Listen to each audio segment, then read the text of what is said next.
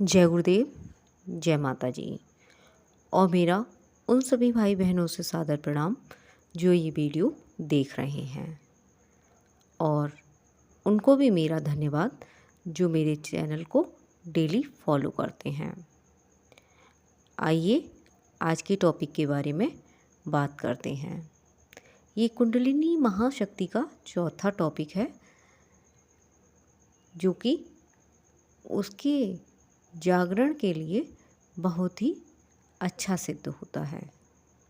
Topic है बुद्धि और संकल्प की रश्मियों से कहीं के भी दृश्य देखे जा सकते हैं।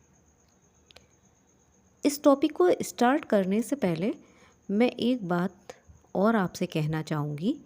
कृपया इस वीडियो को ज़्यादा से ज़्यादा शेयर करें, और जो भी मेरे भाई बहन चैनल को देख रहे हैं वो इसको सब्सक्राइब करें, जिससे जो योगी हैं उन तक ये चीज़ पहुँचे और वो निश्चित दिशा में मार्गदर्शन लेकर अपना कुंडलिनी जागरण कर सकें। हमारे परम पूज्य गुरुदेव श्री श्री राम शर्मा आचार्य जी के मार्गदर्शन में ज़रूर उनको लाभ होगा। आइए बात करते हैं टॉपिक के बारे में। देखिए, एक जैसे टीवी होती है, टीवी यानी टेलीविज़न होता है।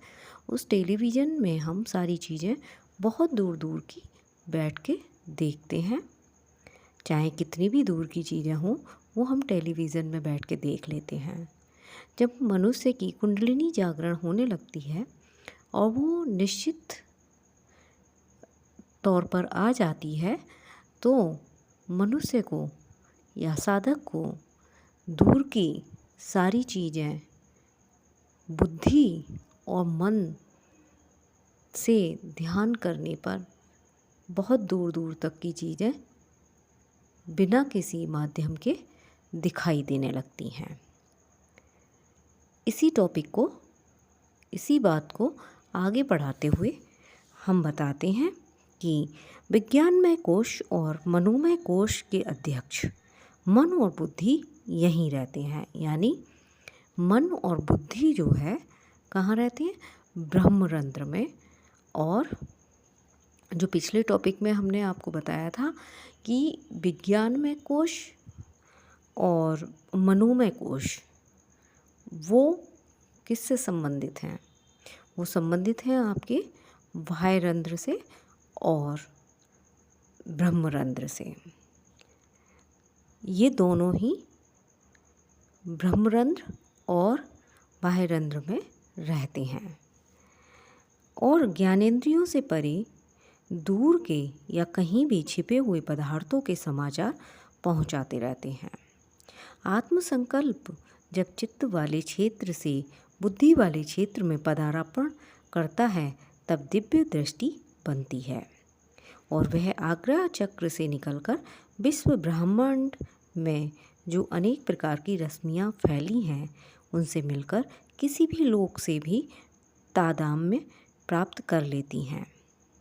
विद्युत तरंगों के माध्यम से जिस प्रकार अंतरिक्ष यानों को पृथ्वी से दाहिने बाएं किया जा सकता है, जिस प्रकार टेलीविज़न के द्वारा कहीं का भी दृश्य देखा जा सकता है, इसी प्रकार बुद्धि और संकल्प की रश्मियों से कहीं के भी दृश्य देखे जा सकते हैं या किसी भी हलचल के हस्तक्षेप करना मनुष्य के लिए संभव हो जाता है।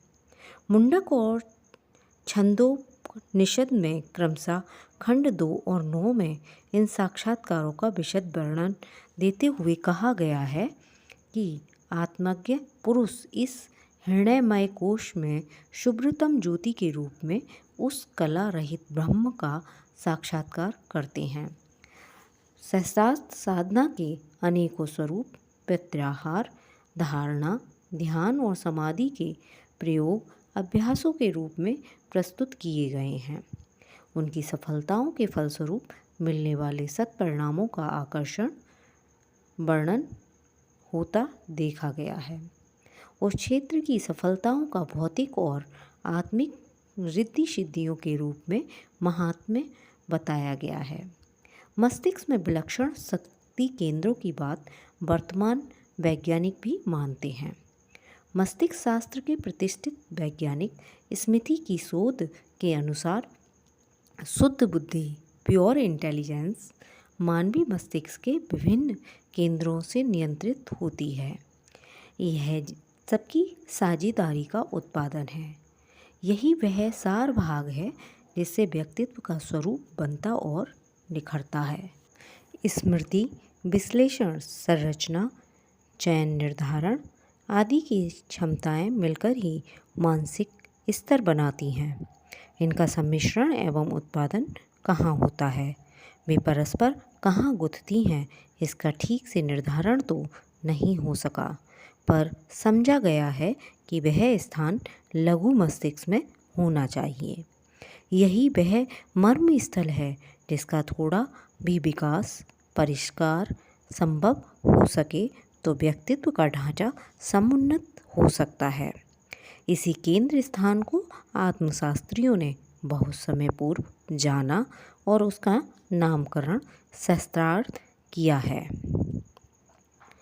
मस्तिष्क के गहन अनुसंधान में कितनी ही ऐसी परतें सामने आती हैं जो सोचने विचारने में सहायता देने भर का भी नहीं वरन समूचे व्यक्तित्व के निर्माण में भारी योगदान करती हैं। इस तरह की विशिष्ट क्षमताओं का क्षेत्र फ्रंटल लॉब है।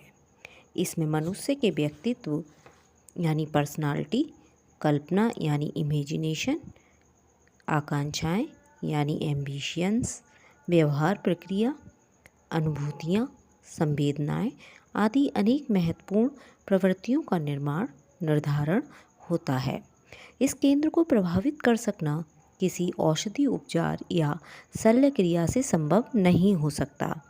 इसके लिए ध्यान धारणा जैसी वे साधनाएं ही उपयुक्त हो सकती हैं जिन्हें कुंडलिनी जागरण प्रक्रिया के अंतर्गत प्रायः काम में लाया जाता है।